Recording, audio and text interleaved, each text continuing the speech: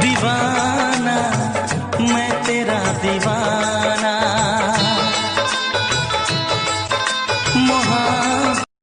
सुनी हम अपना माई की यहाँ जातानी काहे इतर पितर के गहना ना आ करिया भतार पे रहना ना। अच्छा तो हम कोरिया बानी ई आज बुझाइल हो।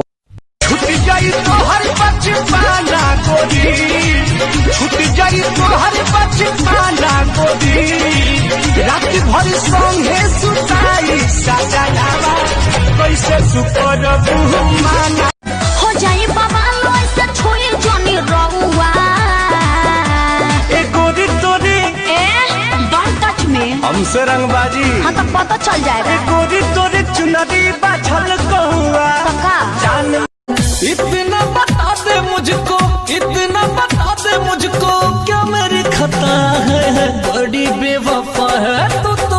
इतना बता दे मुझको, इतना बता दे मुझको क्या मेरी खता। तो होली होली में पूरा हाल की दहिया बल जाई, तैयारी रंगा सायक काला माल कल चल जाई है। तो होली होली में What is your name? हम पूछा था नहीं तुहार नाम का है? नीचवा तो बताओ नहीं है। हम भुला गई नहीं और फिर से तुमके बतावे में कोनो दिक्कत बका?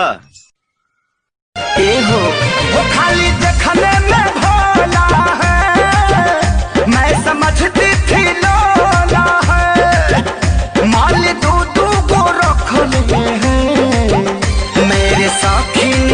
ए भौजी बारा उदास लागो तारू का बात बा हो। रे जगहिया दाते काट ले राजा जी। ससुरा बारा दोगला बारे ओइजे दाते काटे के रहीस। अगर कल हमको ससुर जी मिल जाएंगे तो हम अपने बाप को थोड़ी भूल जाएंगे।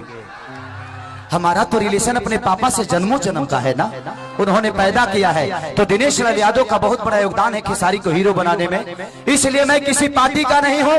और हमारी शादियों के गाने गाड़ी लेबे घोड़ा लेबे लेबे हीरो हंडा बगाऊ चार डंडा दिमाग होई ठंडा भलावा दूल्हे राजा दहेज लेबे कर। बोला कब हमार मम्मी के दामाद मिलेगा, जवन चाहा करू हमारा से जान बियाह के साथ मिलेगा, अभी नहीं हरे में टूट गेहूं धान बियाह। कुंडली में शनि, दिमाग में मनी और पवन सिंह से दुश्मनी सेहत के लिए हानिकारक होता है। हाँ तो मत भूल यहाँ हम सबके बाप हैं, जो उलझा हमसे वो शमशान।